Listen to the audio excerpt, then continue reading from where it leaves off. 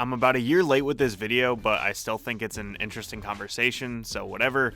Justin Timberlake is not cool anymore, and I'm trying to pinpoint exactly what made people change their minds about him. Within a lot of my videos, I tend to do these really long and drawn out backstories and exposition.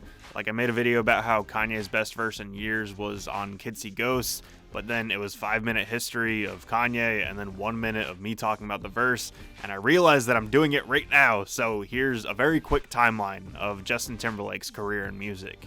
Alright, so boom, 1993, Justin Timberlake was on the revival of the Mickey Mouse Clubhouse, a cute little variety show with skits and live concerts and stuff. Here's a fun picture of him and Ryan Gosling as kids. 1998, Justin Timberlake led his boy band NSYNC to prominence in the US with the release of their debut studio album. 2002, Justin releases his first solo album, Justified. This thing is amazing. Cry Me a River, Senorita, Rock Your Body, whole bunch of bangers in there. Blah blah blah. 2006, Future Sex Love Sounds came out, another great album. And then he had a little break from music, and in 2013 he came back with a 2020 Experience. And the point is, he makes a lot of great music and everybody loves Justin. So just to wrap this whole time period up, Justin was hot, everybody wanted him, he was very cool, everybody wanted to be him. He was releasing super high quality music, easily some of the best pop music of the 2000s. He could actually sing and dance both very, very well. He even acted for a little while too. He's wired in. And then even during his comeback, it was the same sort of thing, but then something changed. 2018 was a huge year for Justin, but it's also the time when public opinion of him seemed to change entirely. And I don't mean that he's like at the bottom of the totem pole, I just mean that he used to be the man and now he's not. So reason number one why Justin kinda sucks now, his 2018 Super Bowl halftime performance. So just to sum the performance up, it was pretty bland and underwhelming. It was fine. He's talented, but he's not nearly as exciting as he was a decade ago.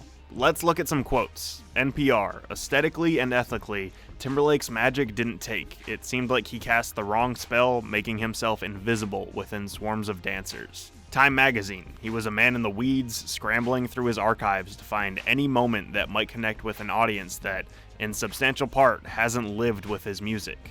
You get the gist, but there are other slightly more discomforting things about this whole performance that people really didn't like. One of them being his awkward tribute to the late great Prince. The game was in Prince's hometown, so Justin put him on this huge projector screen singing and whatnot, but there's a few problems with that. One is that Prince didn't want to be involved with any kind of performance after his death. He had a quote saying that would be demonic. And then Justin and Prince had a little bit of beef over the years. Prince responded to Sexy back saying that Sexy never left. Justin responded in one of his songs, and then Justin made fun of him at an award show too, so people just thought the performance was in bad taste and that Prince never would have wanted it. And then Justin performing at a Super Bowl halftime show brought back some bad memories for people. During the 2004 halftime show, Justin Timberlake was performing with Janet Jackson. At the end of a song, he ripped part of her top off and revealed what was underneath. Over the years, there's been some really weird controversy over this moment. At first, they just said that, it was a wardrobe malfunction. But then it came out that maybe it was a very last-minute decision, and not everybody on stage even knew that it was going to happen.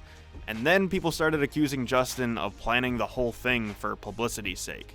Whether or not you agree with the conspiracies, Justin was pretty bad at taking any of the blame. He threw Janet under the bus in some interviews, he never really publicly apologized to her, and then he claims that him and Janet are cool now, but Janet hasn't ever really publicly commented on whether or not that's true. And that brings me to my next point about why a lot of people don't really like Justin anymore. 2018 was the year of the Me Too movement, and everybody started adjusting their morals and expecting more from celebrities too, and Justin hasn't been great in that regard. For one, you have the incident with Janet Jackson and his behavior during that and afterwards, so that's not a great place to start. But then afterwards, with his fake wokeness, there was some tweets in 2016 that sparked a little controversy.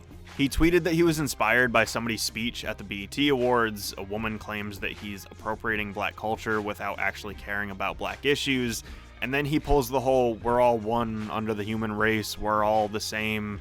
And that's peak white dude doing the whole I don't see color sort of thing. And then come 2018, he's still working with Woody Allen, but he's wearing a Time's Up pin. And it doesn't help that when you look at the caption for this picture, he's just saying, damn, my wife's hot. And it's just like, read the room, dude.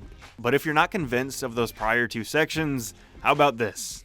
Man of the Woods was garbage. So after a career of making these great, very cool electro, R&B, neo-soul jams, he comes back with this watered-down pop and country crossover, and I don't know who he's trying to fool.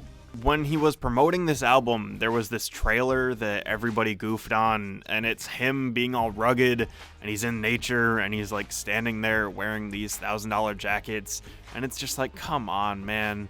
And this is one of the interesting things about this time period, is that if you're ignorant and making bad music, a lot of people are going to call you out for it. But I think that if Man of the Woods was a great album, a lot of people would forget about some of that other stuff. But like always, I love a good burn within an album review, so let's look at a few to close this out. New York Times says, we are now approaching the 12th year of the national delusion that Justin Timberlake remains an essential pop star. That's not bad. A non-committal shrug of an album, Stereo Gum, that's solid. But my personal favorite, Pitchfork says, there's no refuge from the lyrics, which in many places engender the same mix of emotions you'd confront upon walking in on your parents having. Now that is good stuff. And so that's what I've gathered when trying to figure out why Justin Timberlake fell out of favor with people so quickly. Within a short time period, he had this lackluster Super Bowl performance that brought up some bad memories. People started realizing that his morals might not be the best, and he put out a lousy album. Every artist has a low point or two, so maybe he'll be back. The album still did sell a lot, so there's that. I don't know. Thank you for watching this video, and I'll see you guys soon.